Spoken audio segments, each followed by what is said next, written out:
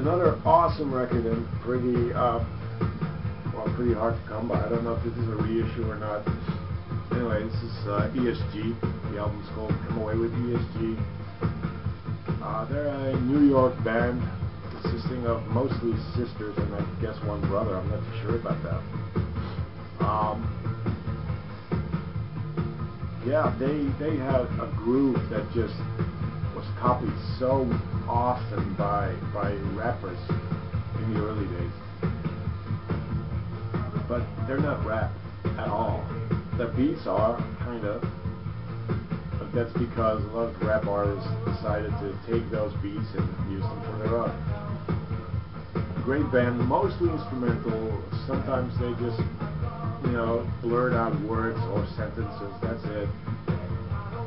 Funky as hell. This is a great record.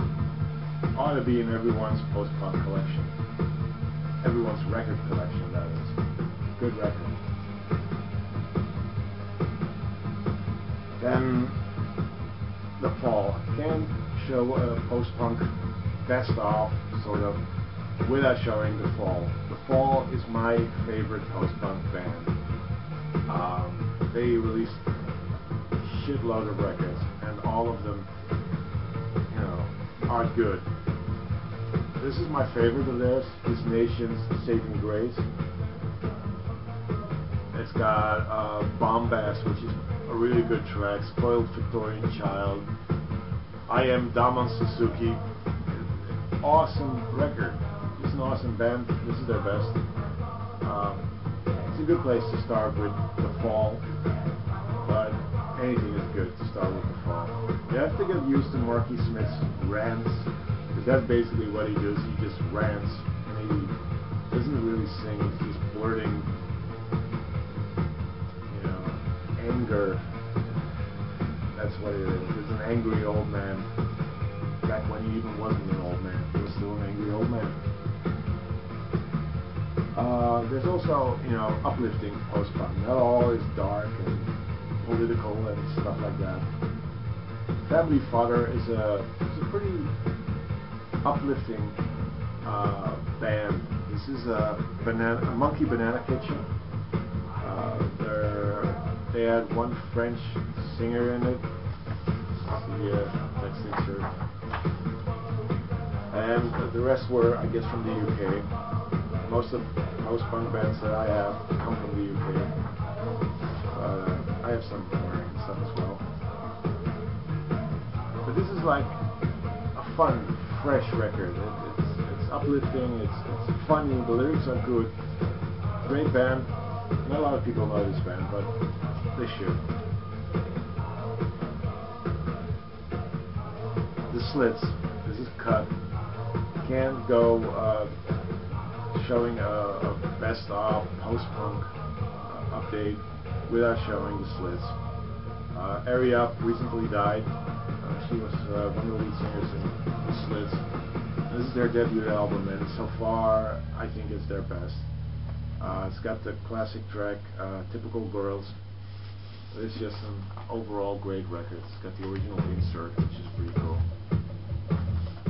They were, I think, one of the first all-female bands that came out in the whole punk movement, post-punk movement. After that, you got the Raincoats, you got Lilliput from Switzerland, and from there, it just basically went on into the late 80s, early 90s with the Riot Girl movement. These were the starters of that, like, women in rock thing, like really women in rock, not the Runaways. These were. Again, lots of dub and reggae influences in there. It's pretty good. Then we have the pop group. Highly political, but they mix their punk with a lot of funky rhythms and funky stuff. It's very much a product of the 80s, but still, right now it sounds fresh. The album Why is on their, this one isn't on their own label, this is on Radar Scope. Later on they started a label called Why, where they did their pop group stuff, Pig Bag, which which came from the pop group. They had a big hit with Papa's Got a Brand New Pig Bag. That came out on Y, and I think Mark Stewart, who's the main guy behind this, he did some stuff as well. These guys branched out all over the place, so this is a good way to start, and then branch out yourself, because it's all good. It's all good. Pop group. Then one of my favorite American post-punk bands, that's PIL. This is the album Gyrate. They're a big favorite with, I think, R.E.M. R.E.M. really likes them. I think most American groups from the early to mid 80s, they were into PIL. Can't say too much about these guys because I don't know much of their backstory. It's the original Inner Sleep again. It's just, you know, a great band. 3 guys, 1 woman. And yeah, they know how to create good post-punk. Just rhythms, guitars, screeching. Good. One of my, I think this is my second favorite post-punk record, The Young Marble Giants, Colossal Youth. It's a pretty weird album, if you come to think of it. It's these 3 characters that create the music. These 2 guys, they're brothers, they do the music. This is, her name is Allison Staten. She does the vocals. There's no drummer. They use a drum computer, and that creates a certain vibe that it's really hard to pinpoint. It's really good. It's just another dimension where it takes place. Sorry. A must-have for everyone's record collection because it's good music. It's just plain good music.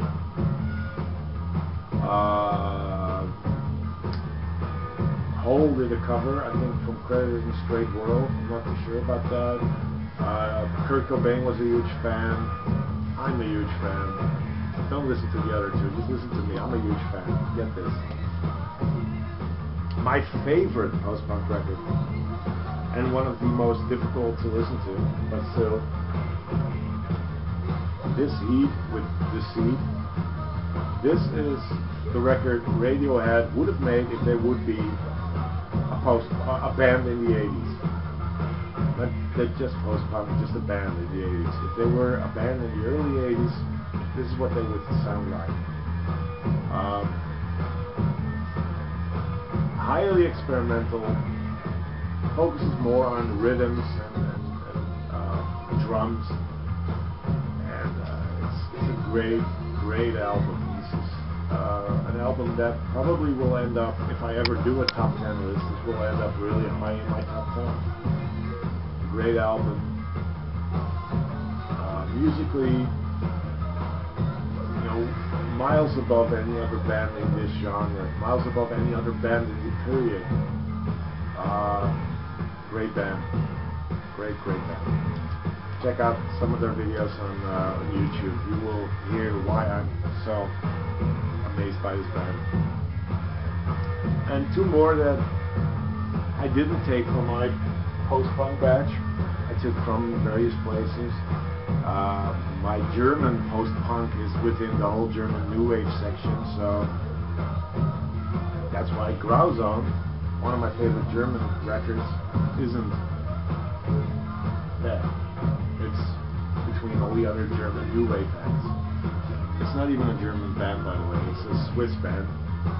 But this band is, oh my god, this album, this is an amazing album. This band switches from proto-techno. You know, techno wasn't even made in 1981. They did. They created techno music in 1981.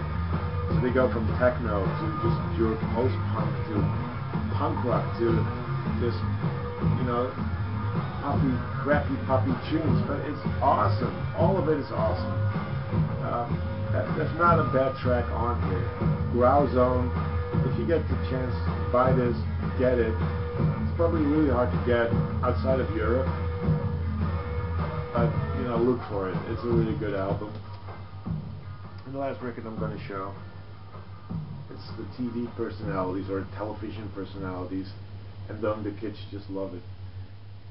This is their first album on a Rough Trade.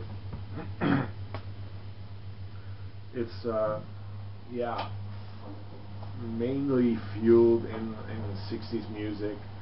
So it's got the punk attitude, but it's got the 60s rhythms and stuff. As you can see, it's got Syd Barrett, it's got Pete Townsend, and it's got the Avengers on the cover. Great album, must have. The original release. I'm really happy with this one. So those are my post-punk records. I hope I showed some records you didn't know, and if you did, let me know what you think of them. And this is it. So bye.